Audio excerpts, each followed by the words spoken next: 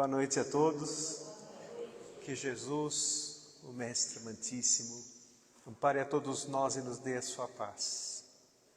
Para nós é uma grande alegria, Centro Espírita Francisco de Assis, Amor e Caridade, na cidade de Bitinga. Uma grande felicidade retornar, ver tantos corações que nós ficamos amigos, né? Nós aumentamos a família, vamos dizer assim.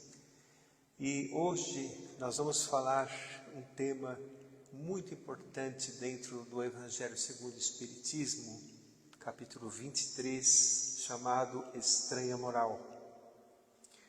Todos nós sabemos que a doutrina espírita é eminentemente educativa. E essa maravilhosa doutrina, que é uma ciência que estuda a origem, a natureza, o destino dos espíritos e as relações existentes entre o mundo corporal e o mundo espiritual. Essa maravilhosa filosofia de comportamento, de efeitos ético-morais, que faz o ser se aprimorar com a modificação dos seus pensamentos, dos seus sentimentos, que se traduzem em novas atitudes.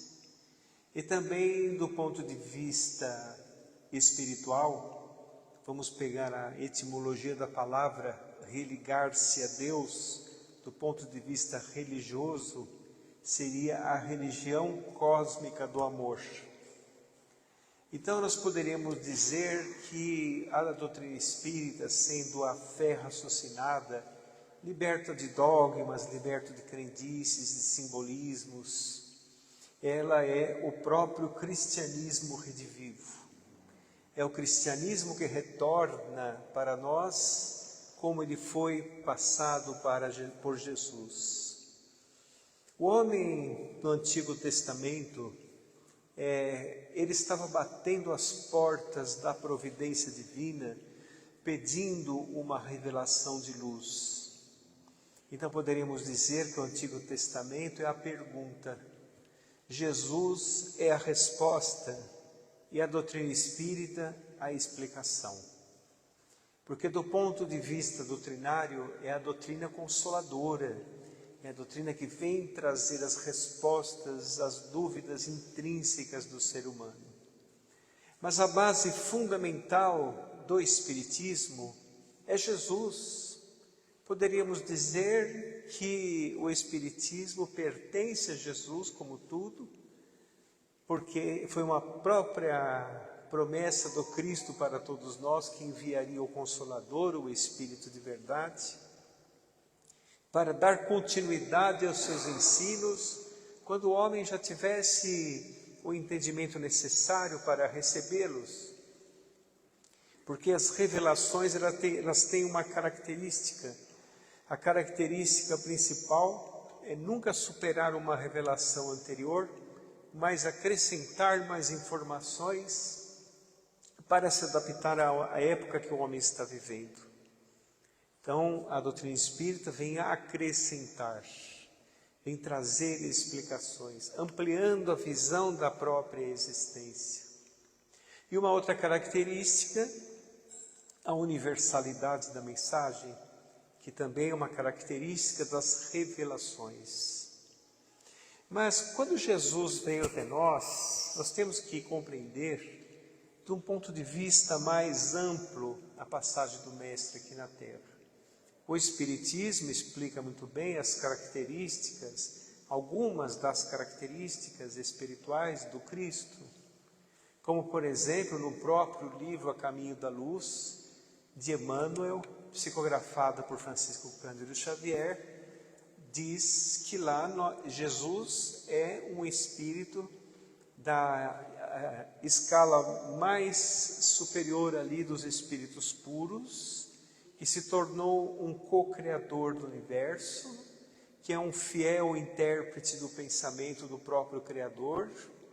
Ele entende, por ser um espírito puro, de alta hierarquia moral, ele entende a essência do Criador.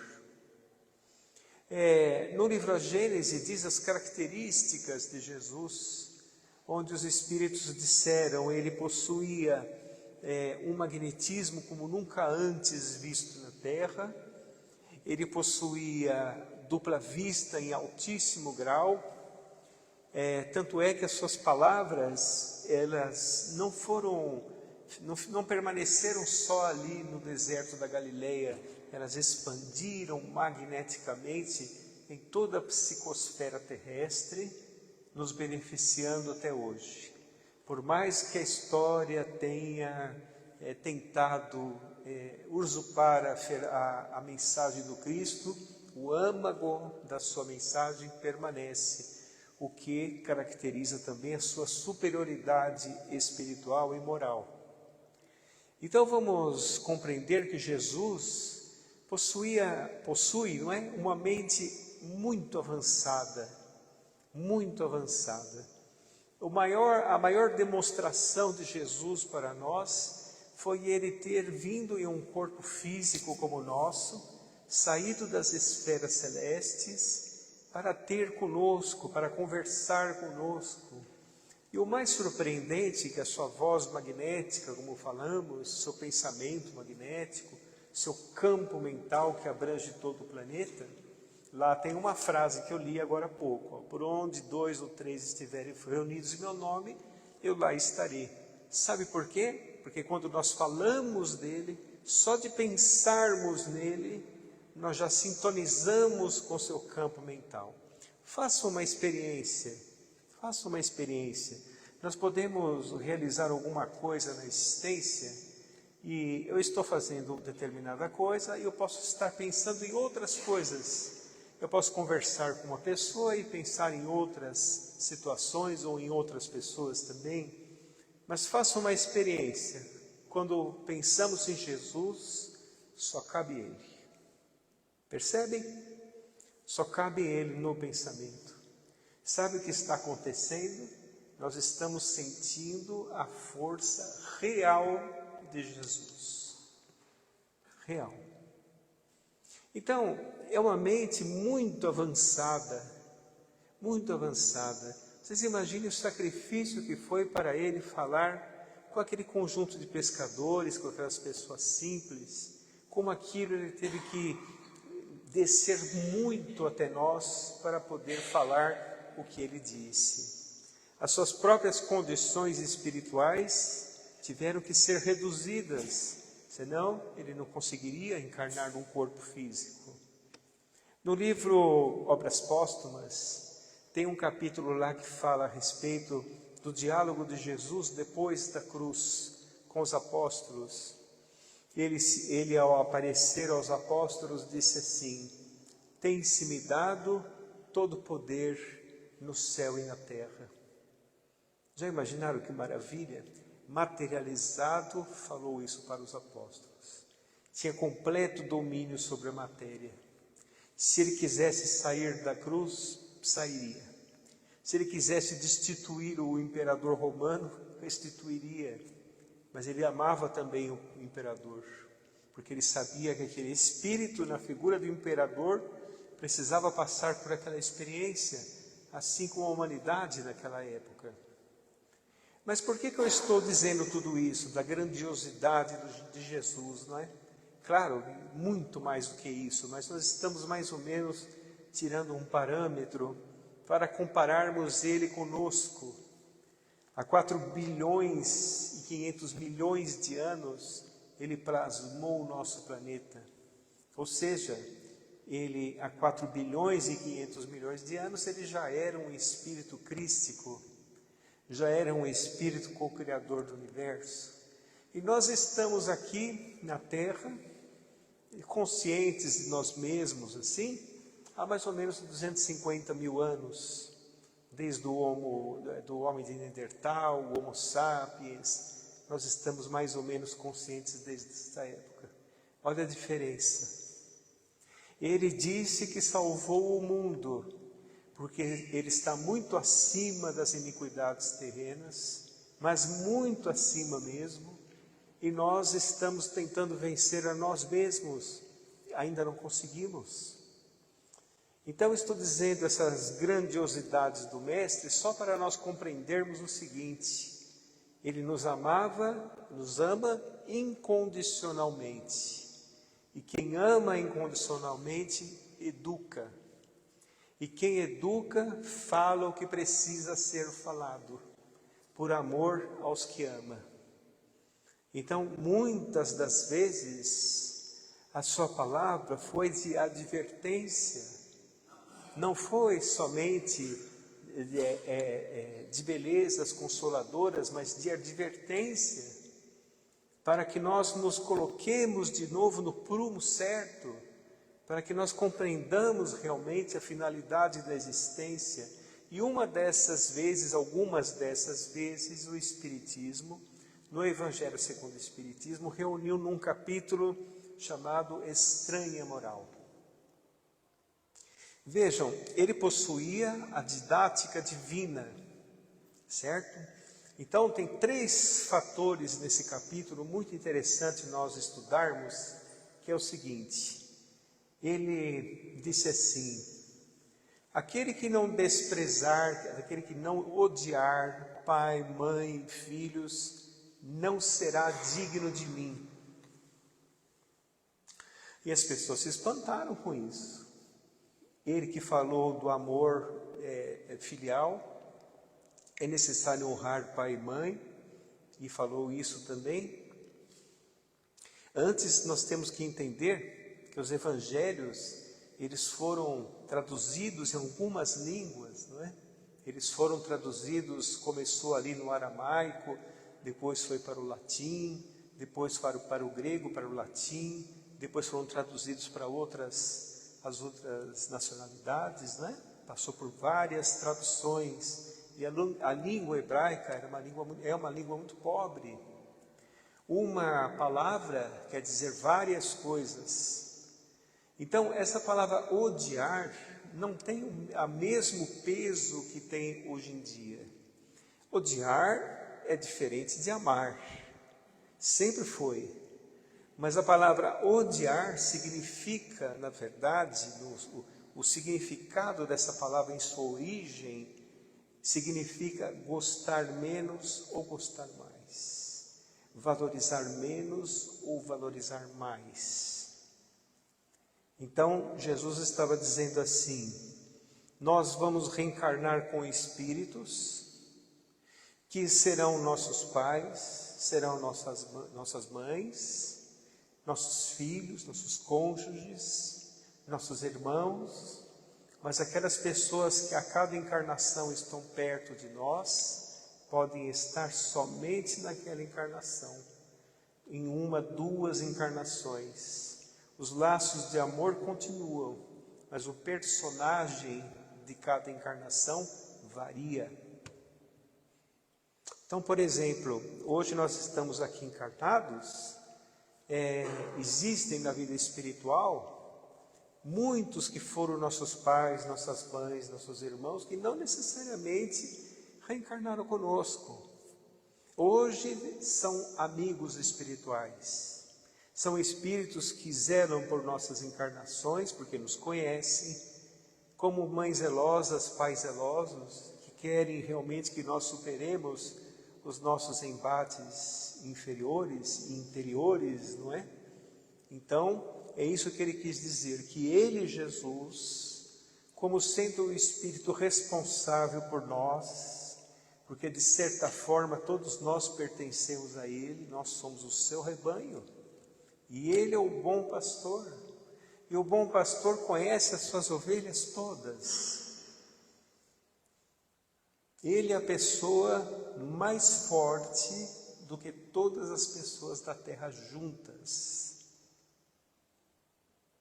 Então, ele é mais importante que todos. Sem nenhum atavismo religioso, sem nenhum puritanismo religioso, sem nenhum traço de fanatismo religioso, mas pela lógica evolutiva explicada pela doutrina espírita. Nós estamos aqui nesse maravilhoso planeta, que é um planeta feito para nós, sob sua tutela. Todos nós sob sua tutela. Tem uns que não o reconhecem, muitos não o reconhecem, Mais da metade ainda não encontraram Jesus em suas vidas. Por isso que o mundo está assim. Porque estão se desviando do caminho do Salvador. Por isso que a humanidade está assim. Como isso será concentrado ou resolvido? Através da separação do joio e do trigo. Não é? Que acontece na vida espiritual. Nós estamos passando atualmente por um momento espiritualmente histórico para a humanidade, que é o período que muito se fala na doutrina espírita de transição planetária, mudança de ciclo planetário. Nós vamos falar disso um pouquinho mais à frente.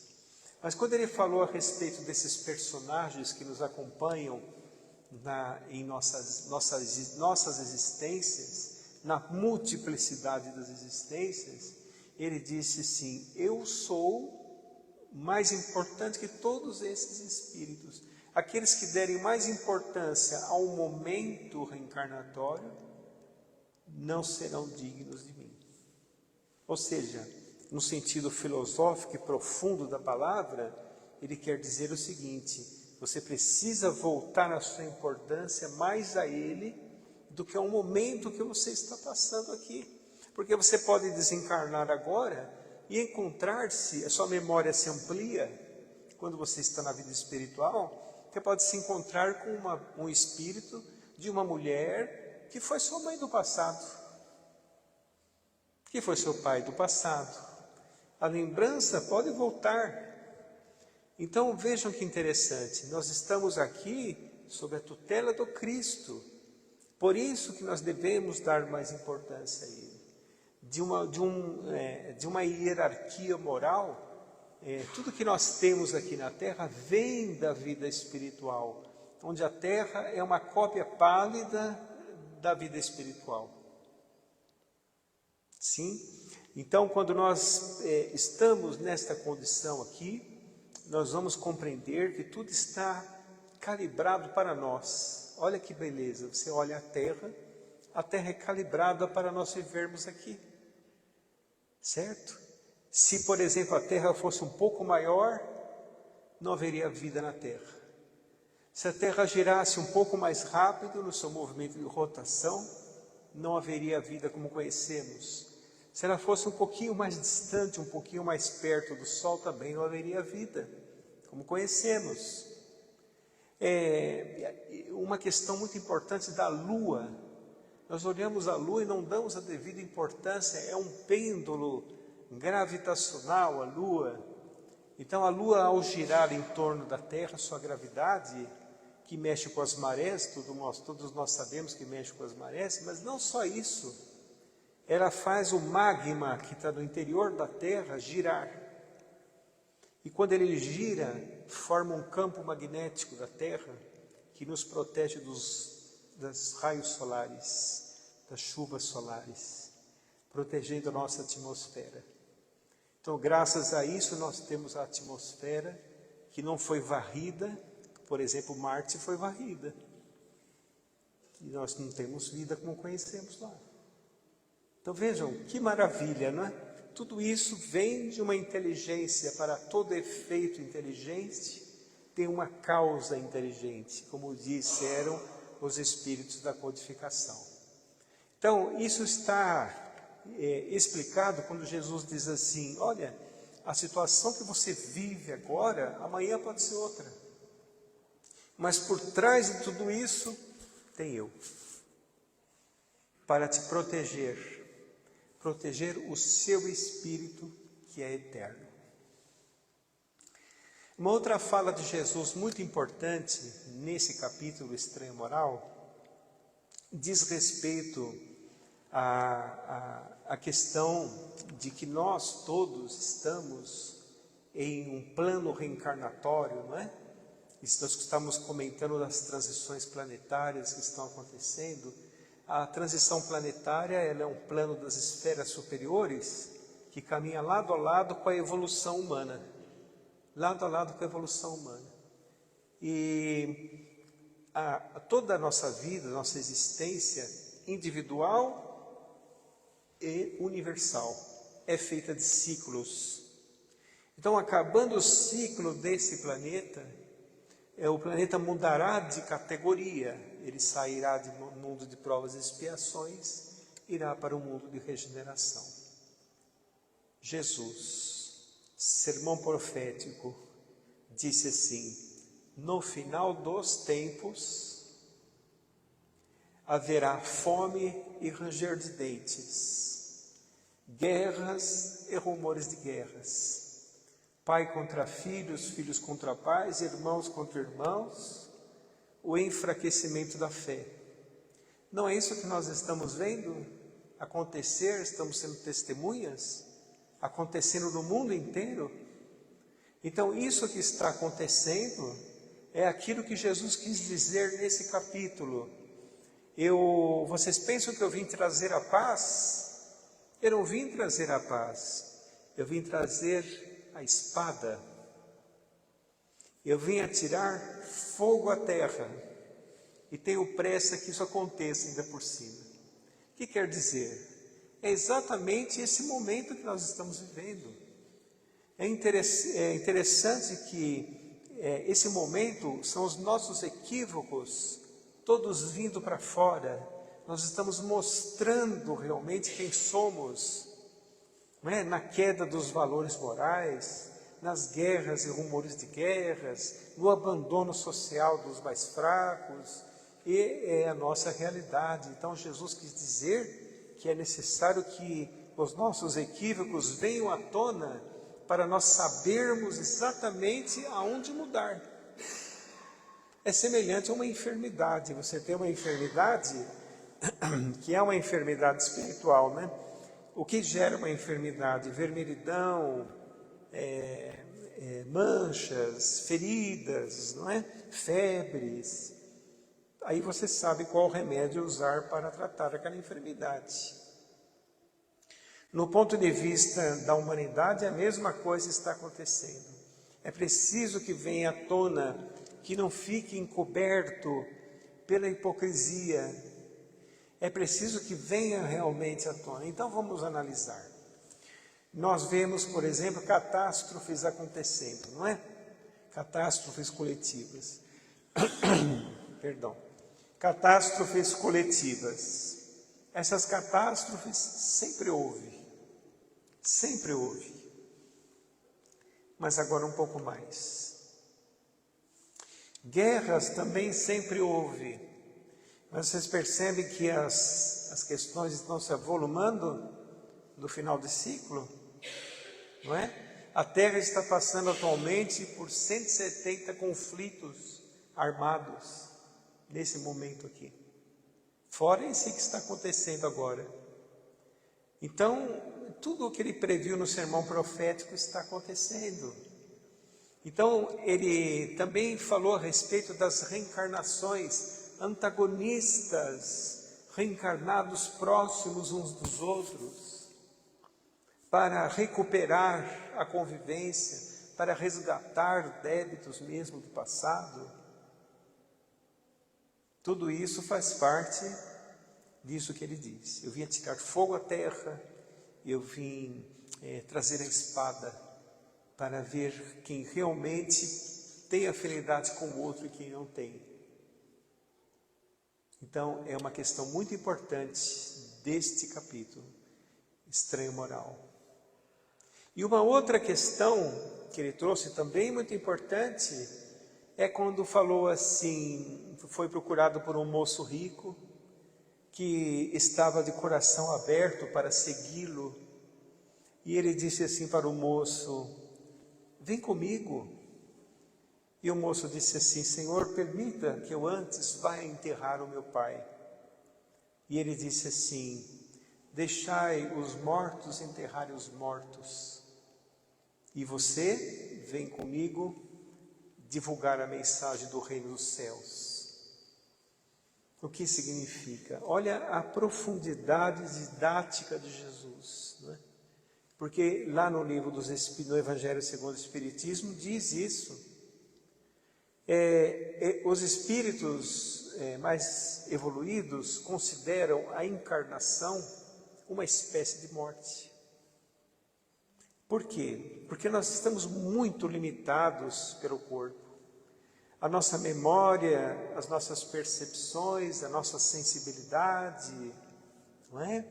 A nossa locomoção. O corpo é realmente uma obra-prima, não é? É uma obra-prima, mas é um instrumento de manifestação nossa nesse momento que nós estamos vivendo aqui. Cessado esse ciclo aqui reencarnatório, o corpo se dilui e permanece nós mesmos aqui, porque somos espíritos eternos, com o corpo espiritual, com o perispírito.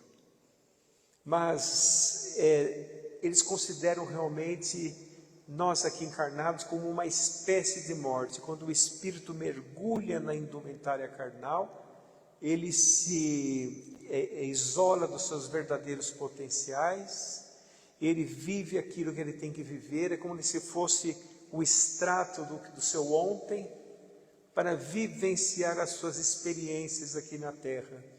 Então, vejam, Jesus não falou só para aquele momento que ele estava, ele falou para o porvir, principalmente quando viesse a doutrina espírita, para explicar essa profundidade filosófica e de uma didática perfeita que Jesus trouxe para nós. Ele não falava só para o momento, ele falava para o porvir dos seres humanos.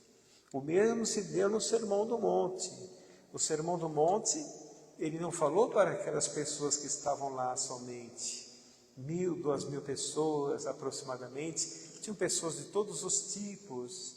Tinham espiões do Sinédrio, tinham seguidores, tinham curiosos, tinham doentes, tinham contraditores, não é? E de vários idiomas ainda por cima.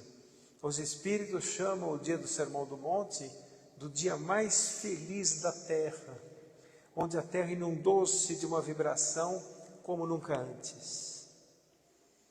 Mas ele não estava falando só para aquele momento, ele estava falando para o porvir dos seres humanos.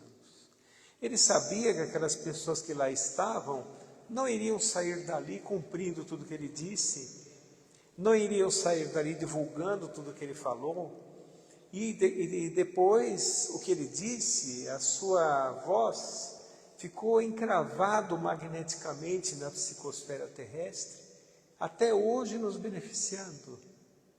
Então o mesmo se dá com tudo que Jesus nos disse, com tudo que ele nos disse. Percebem que ele possuía uma presciência da própria humanidade. Ele sabe, por exemplo, tudo o que vai acontecer conosco em todos os ciclos. Em todos os ciclos. Ele sabe, por exemplo, que a Terra irá se constituir no futuro em um mundo regenerado. Tanto é que ele disse assim: os mansos e pacíficos herdarão a terra, herdarão uma terra regenerada. Ele sabia que nós iríamos passar por esse ciclo terrível que estamos passando agora, não é? Um ciclo muito doloroso, onde o homem está aprendendo mais uma vez através de uma dor intensa, porque os espíritos superiores, como ele, eles olham a humanidade por ciclos de milênios. Só existe uma mudança efetiva num planeta de milênio em milênio. Podem perceber, nós estamos agora com impérios modernos, mas os impérios do passado que ruíram. Então não diferencia muito, não é? Não tem muita diferença. Tanto é que numa lição muito importante do Livro dos Espíritos, Lei do Progresso, lá diz uma frase muito importante dos Espíritos. Disseram assim: vocês pensam que são civilizados? Não são civilizados ainda. Vocês têm só mais conforto, vocês moram melhor, vocês têm um pouco mais de desenvolvimento social, não é? Descobriram mais coisas, mas ainda não são civilizados. Para serem civilizados, é necessário cumprir a lei de justiça, amor e caridade. Quando nós cumprirmos a lei de justiça, amor e caridade, nós poderemos ser considerados civilizados. Vejam que interessante, né? Então nós vivemos em um mundo que tem uma mescla espiritual muito grande, que tem uma variação evolutiva muito grande, uma mescla evolutiva. Não existe uma homogeneidade evolutiva no planeta. Nós convivemos com espíritos de variados graus evolutivos, muitas vezes dentro da própria família, não é? Isso é para nosso aprimoramento. É o momento que nós estamos vivendo, um momento importante para nossas vidas e para o planeta. Aí nós falando de transição planetária um pouco, para nós entendermos um pouco também essa questão de vir atirar fogo à terra, trazer a espada. Você sabe que a terra recebeu espíritos degradados, não é? Isso é muito comum nas palestras espíritas se falar, certo? Aqueles grandes povos da antiguidade, os sumérios, os egípcios, que trouxeram ensinamentos que em meio a uma selvageria que existia na terra, não é? E desenvolveram a terra. O contrário está acontecendo com a terra. A terra está enviando para outros planetas, compatível com o seu estado espiritual, espíritos recalcitrantes. Está enviando para outras esferas, compatíveis com o seu estado. Por quê? Porque eles não conseguiram acompanhar o ciclo planetário. Então nós estamos às vezes muito preocupados, dizendo assim, mas meu Deus, a violência está aumentando cada vez mais. Nós estamos vendo a violência crescendo, os valores humanos ruindo, tudo isso está previsto. Temos que ver que na Terra existem levas de espíritos que vêm e que vão, não é? Espíritos que são degradados, espíritos que vêm. A separação do joio e do trigo é na vida espiritual. Lá que está acontecendo realmente isso. Mas todos esses espíritos fazem parte do rebanho de Jesus. Tanto aqueles que vieram degradados em uma determinada época, quanto aqueles que estão sendo degradados para outros planetas. Tudo isso acontece sob os auspícios do Cristo. Então, por isso que ele vem dar advertências. Por isso que ele vem dar advertências. Porque se ele deixasse nós somente por conta do nosso desenvolvimento, demoraria muito. Ele veio trazer realmente a espada e fogo à terra, porque é necessário que nós tenhamos isso para despertar, para acordar espiritualmente. Quantas vezes nós não despertamos com a dor? Muitas vezes. É o nível espiritual que nós estamos. Nós despertamos com a dor, com a falta, com a perda. Isso nos faz crescer, mas dia chegará que não será necessário isso para despertarmos. Nós despertaremos com um outro tipo de raciocínio. Determinadas mentes que a gente vê hoje em dia não caberão, por exemplo, não caberão em um mundo regenerado. Não tem um padrão de pensamento compatível ao mundo regenerado. Jesus falou, você tem que ser manso e pacífico. Você tem que ser fraterno, você precisa perdoar, você precisa cultivar o amor no seu coração. Aí sim você herdará a terra regenerada. Imagine se a Terra hoje em dia, vamos pensar, fazer um exercício de raciocínio aqui. Se acabasse todos os problemas da Terra, acabasse a fome, acabasse as guerras, as diferenças sociais, tudo, não é? Rapidamente nós transformaríamos a Terra exatamente como ela é agora. Porque é a qualidade dos moradores. Isso está num capítulo do livro Obras Póstumas, Regeneração da Humanidade. Leiam, muito importante aquele capítulo. Lá parece um artigo escrito para os dias atuais.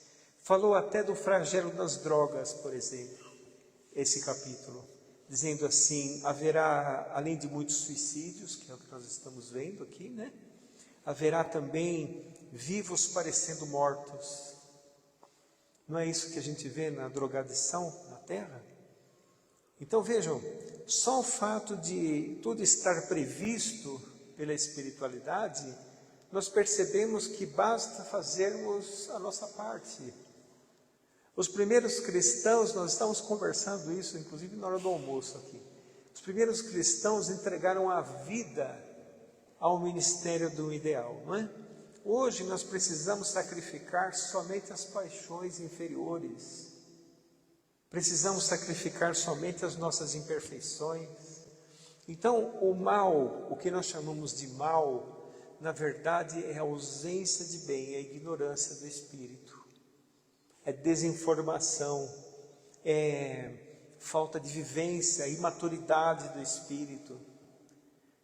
Assim como as trevas são a ausência de luz.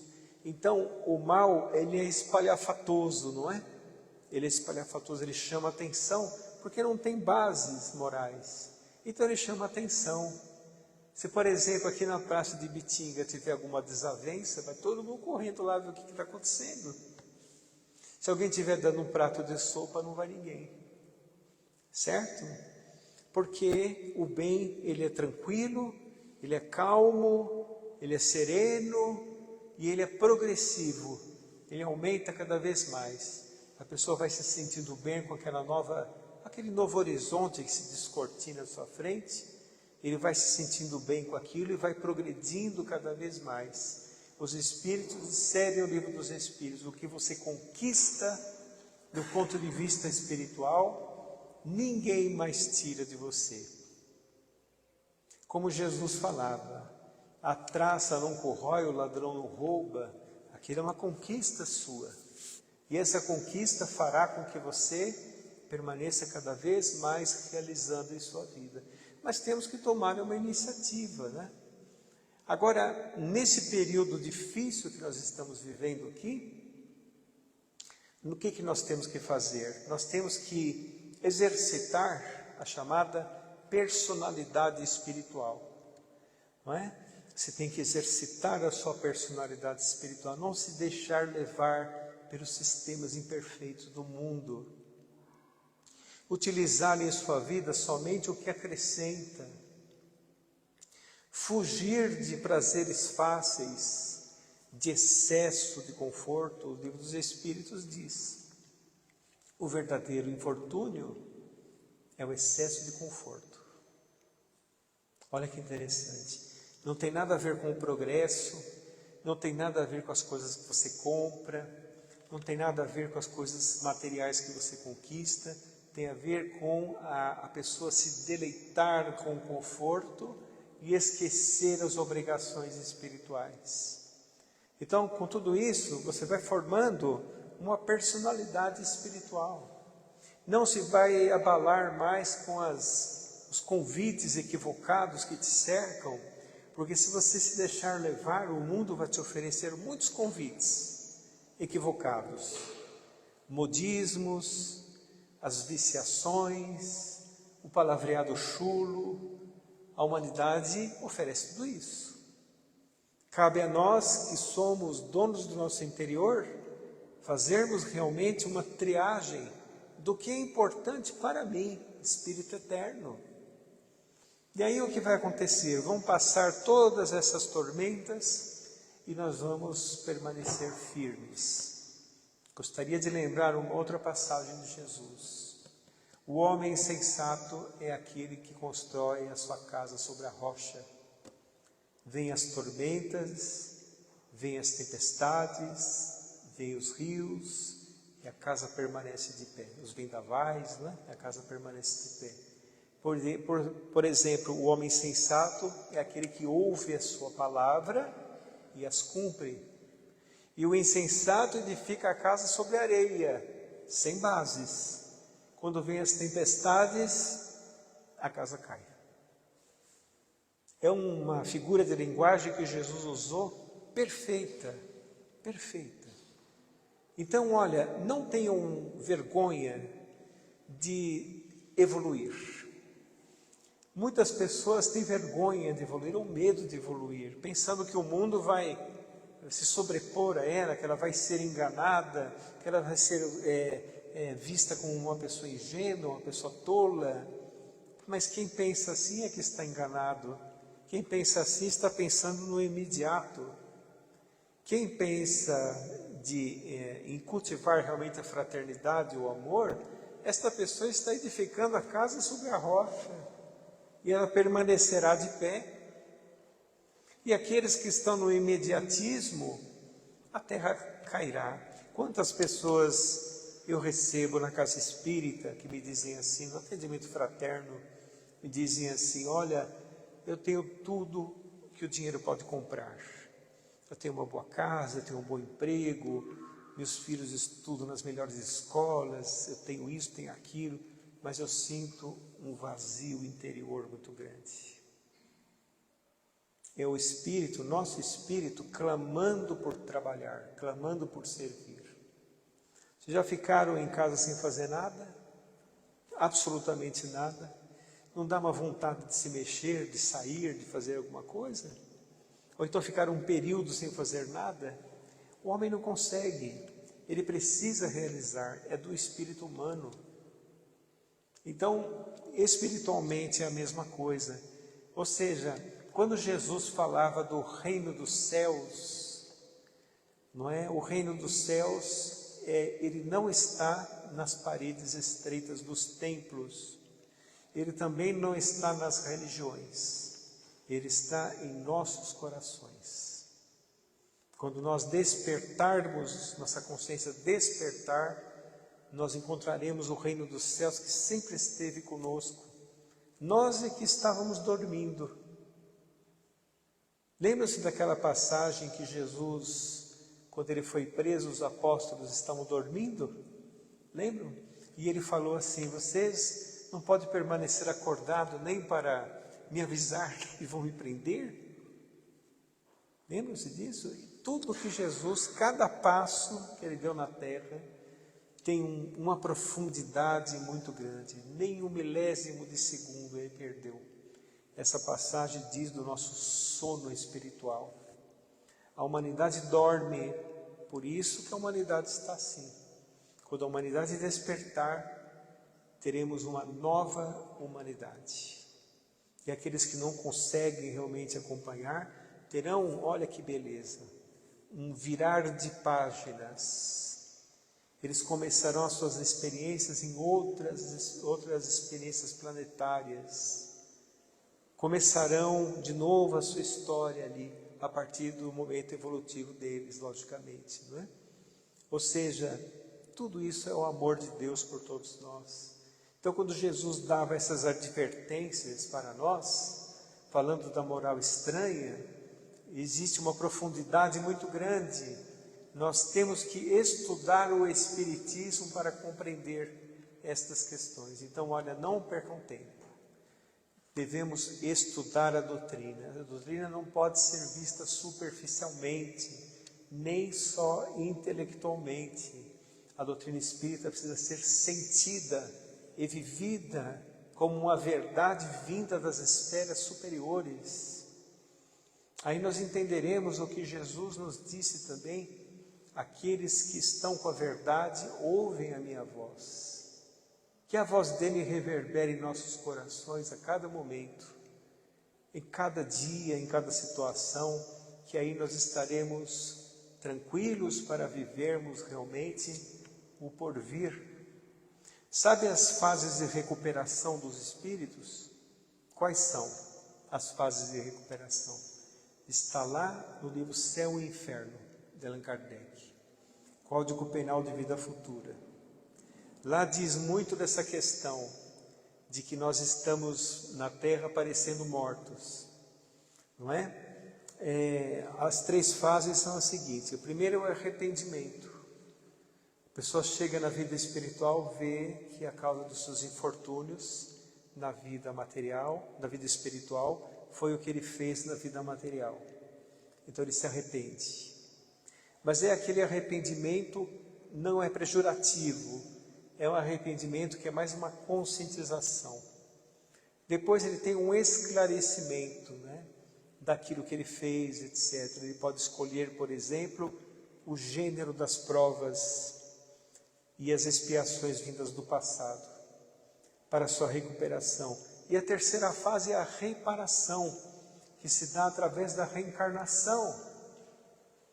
Então, na reencarnação, nós temos aquilo que necessitamos, nem mais, nem menos. Aquilo que nós damos conta de viver para a nossa recuperação. Então, vejam, que maravilha esse mecanismo, não? Que maravilha esse mecanismo divino, de uma justiça perfeita, de um amor infinito, para que a nossa vida se desenvolva. Então, quando nós olhamos, por exemplo, as notícias da televisão, quando nós vemos a inversão de valores que acontece, vemos, por exemplo, vimos agora há pouco na Nigéria, a perseguição dos cristãos acontecendo ainda, estão crucificando cristãos na Nigéria. Imagine que coisa. Nós estamos ainda muito atrasados. Mas cada um de nós deve fazer a sua parte. Se você já começa a entender um pouco a verdade, aperfeiçoe esse pensamento. Leve esse pensamento ao grau máximo que você consegue, que aí você vai conseguir entender realmente que Jesus sempre foi o caminho. Nós é que ainda não estávamos despertos para isso. E devemos realmente compreender que Ele nos ampara em qualquer situação. Ele é o caminho, a verdade e a vida.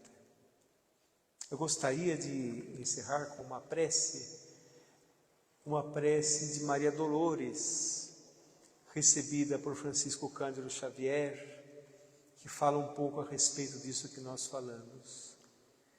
Bendito sejas, coração amigo, pelo pão que dás à porta, ao companheiro que se desconforta na aflição da penúria sem abrigo.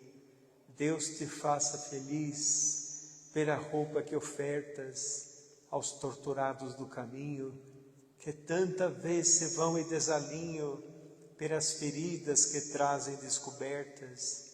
Deus te conceda o prêmio da ventura pela ternura sorridente com que levas ao doente o amparo do remédio e a esperança da cura. Deus te guarde na fonte da alegria, para lenir no esforço a que te des, a orfandade e a viuvez que vivem para a dor de cada dia. Deus te abençoe, coração submisso, embora sábio entre os mais sábios, na palavra boa de teus lábios, no exemplo da bondade e do serviço, porque o amor transforma a sombra em luz, e o perdão, onde ampara e nunca erra, auxiliando a vida em toda a terra para o reino divino de Jesus. Muita paz a todos, fiquem com Deus.